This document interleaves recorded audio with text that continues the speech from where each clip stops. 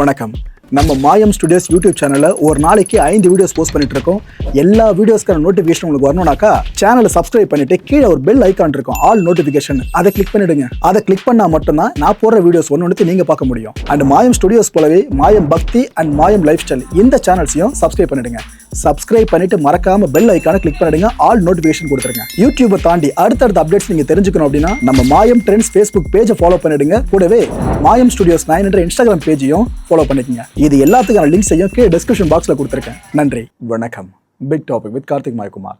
நேற்றுக்கு தமிழ்நாடு பட்ஜெட், தாவேகா அரசோட முதல் பட்ஜெட் தாக்கல் பண்ணப்படுச்சா? அந்த பட்ஜெட்டில் நிறைய விஷயங்கள் அனௌன்ஸ் பண்ணாங்களே, அதில் நிறைய முந்தைய திட்டங்களோட பெயர்களை மாற்றிருக்காங்க பாருங்க. இதை பற்றியும் சிஎம் அவர்களோட அசம்பிளி ரியாக்ஷன் சொல்ல நினைக்கிறேன், ஒரே இடத்துல விட்டு பார்த்தபடியே. இது எல்லாத்தை பற்றி தான் பார்க்க போகிறோம். நிகழ்ச்சிக்குள்ள போகலாம்.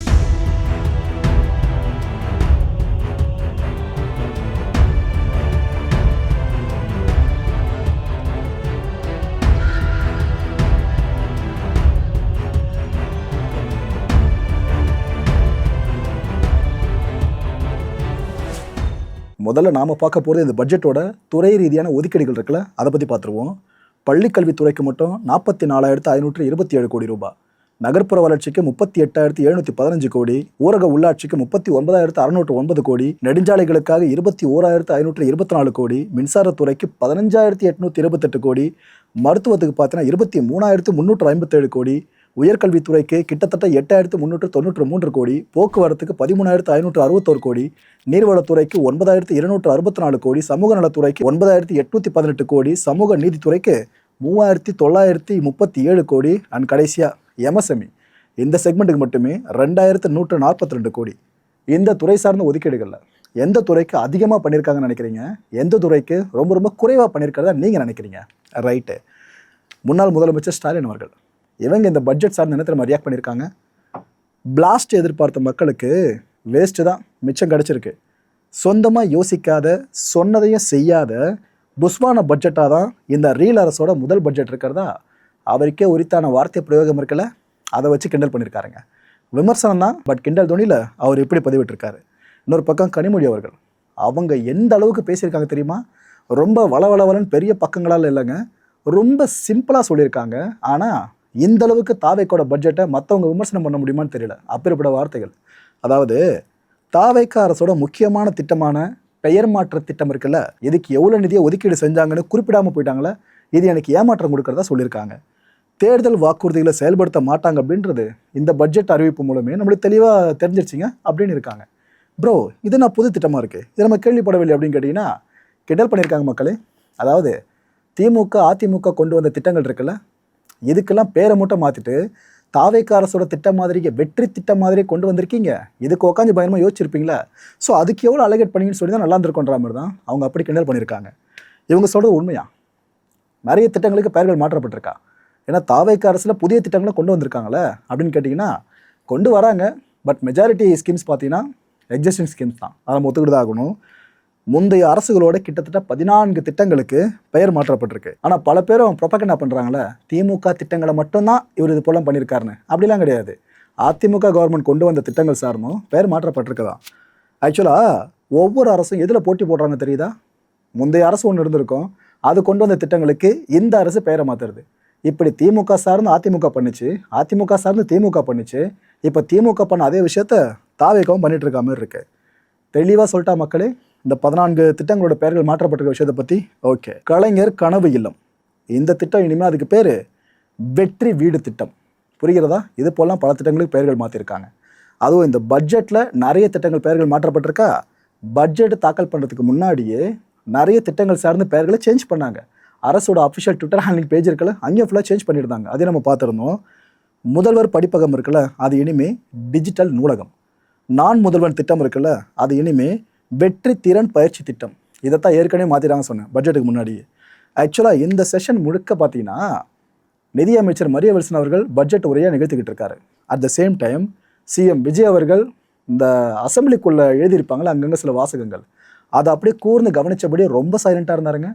அவருக்கும் அசம்பிளிக்கும் சம்மந்தமே இல்லைன்ற மாதிரி தான் அவர் பாட்டுக்கு ரொம்ப சைலண்ட்டாக இருந்தார். ஆனால் அமைச்சர்கள் எல்லாருமே சிஎம்ஐ நோட் பண்ணுவாங்களே, எதிர்த்தரப்பில் இருக்கவங்களும் சிஎம் நோட் பண்ணுவாங்களே, எல்லாரோட கண்களும் அவர் மேலே இருக்குது. மரியா வில்சன் என்ன தான் பட்ஜெட்டை வாசித்தாலும் எல்லாரோட கண்களும் அவர் மேலே இருந்துச்சு. ஆனால் அவர் கண்கள் மேலே தான் இருந்துச்சு. வாசகங்களை உற்று நோக்கிட்டே இருந்தார். அந்த மனுஷன் மைண்டுக்குள்ளே என்ன ஓடுதுன்னு புரிஞ்சிக்க முடியல ஒரு முறையும். ஏன்னா ரொம்ப சைலண்ட்டாக இருக்க மாதிரி தான் இருக்குது. ஆனால் திடீர்னு பெரிய சம்பவமாக பண்ணிட்டு போயிடுறாப்புல. அதுதான் நேஷனல் மீடியா முழுக்க ஃபுல்லாக பேசு பொருளாக மாறிடுது. இவர் எப்போ என்ன யோசிப்பார், என்ன ரியாக்ட் பண்ணுவார்னு புரிஞ்சிக்க முடியலங்க. ஆனால் ஒன்ஸ் அவர் ரியாக்ட் பண்ணிட்டாருன்னா அதுக்கப்புறம் அதுதான் நேஷனல் நியூஸாக வேறு பெருசாக ஓடிக்கிட்டு இருக்கு. இப்போ வேறு உதயநிதி ஸ்டாலின் அவர்கள் சொல்லியிருக்காங்க, இந்த காவிரி இஷ்யூ பற்றி பேசணும்னு சொல்லிட்டு எல்லாம் கேட்டிருக்கோங்க. தைரியம் தான் பேசிட்டவங்க. கேள்வி கேட்க சொன்னாங்களே, கேட்குறோம், முடிஞ்சால் சிஎம் பதில் சொல்லுங்கன்னு அவர் ஒரு பக்கம் உசிப்பி வர விட்டுருக்காப்புல. இதுக்கப்புறம் அடுத்த அசம்பிளி செஷனில் என்ன நடக்க போதோ வெயிட் பண்ணுங்க மக்களே. அந்தந்த அப்டேட்ஸையும் உங்களுக்கு லைவில் உங்களுக்கு ஃபுல்லாகவே கொடுக்குறேன். ரைட்டு. விஜய் மாமா என பாசம் பொங்க அழைக்கும் குழந்தைகள்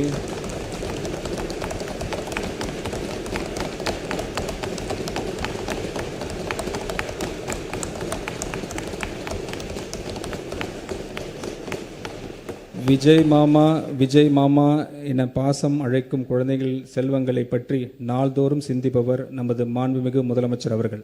அக்குழந்தைகளை தினமும் வரும் அங்கன்வாடி மையங்களில் அவர்களுக்கான ஆரம்பகால பராமரிப்பு மற்றும் சேவையை நல்ல முறையில் வழங்கிடவும் வகையிலும், மையத்திற்கு வரும் குழந்தைகள் மகிழ்ச்சியுடன் ஆரோக்கியத்துடன் இருப்பதை உறுதி செய்திடவும் வகையிலும் பாதுகாப்பான குடிநீர், கழிவறைகள், மின்சார இணைப்பு உள்ளிட்ட அடிப்படை வசதிகளை உள்ளடக்கிய 500 அங்கன்வாடி மையம் கட்டடங்கள் நடப்பாண்டில் கட்டப்படும்.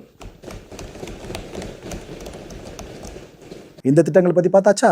அடுத்தபடியாக அன்பு சோலை திட்டம் இருக்குல்ல, இது இனிமே மூத்த குடிமக்கள் பொழுதுபோக்கு மையம் இந்த பேரில் செயல்படும். கலைஞர் மகளிர் உரிமை தொகை இருக்குல்ல, இது எப்பயோ மாற்றிட்டாங்க, மகளிர் உரிமை தொகையா இந்த திட்டம் அப்படியே கண்டினியூ ஆகும். ஆனால் அந்த தொகை சார்ந்த விஷயம் இது வரைக்கும் பட்ஜெட் அனௌன்ஸ் பண்ணப்படலை. இது வரைக்கும் அண்ணல் அம்பேத்கர் அயலக உயர்கல்வி உதவித்தொகை திட்டம் இருக்குல்ல, அது இனிமே அண்ணல் அம்பேத்கர் அயல்நாட்டு கல்வி உதவித்தொகை திட்டமாக இனிமேல் அழைக்கப்படும். இந்த ஒரு திட்டத்துக்காக மட்டும் 131 கோடி ரூபாவை அலோகேட் பண்ணியிருக்காங்க. இது வரைக்கும் தொழில் முனைவோர் மேம்பாட்டு திட்டமாக இருந்தது, இனிமே வெற்றி தொழில் முனைவோர் திட்டமாக மாறியிருக்கு. 75 கோடி ரூபாய் இதுக்கு ஒதுக்கீடு செஞ்சுருக்காங்க.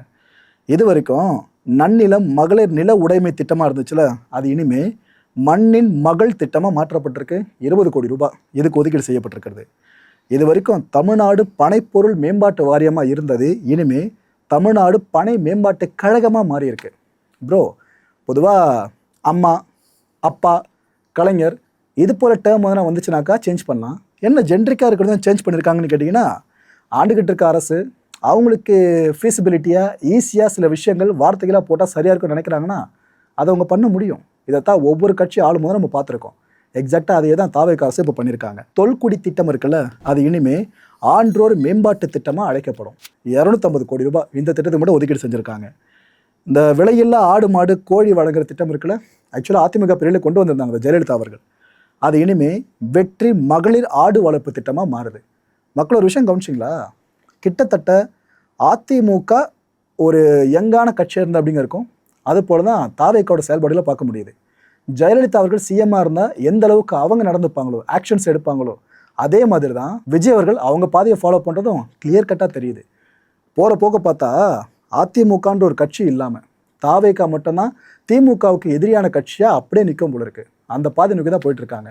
தெரிஞ்சோ தெரியாமையோ அதிமுக ரீப்ளேஸ்மெண்ட் செய்யப்படுறதுக்கு, தாவேக்கா உள்ளே வர்றதுக்கு அதிமுகவில் இருக்க முக்கியமான முகங்களை வழி விட்டுட்டு இருக்காங்க.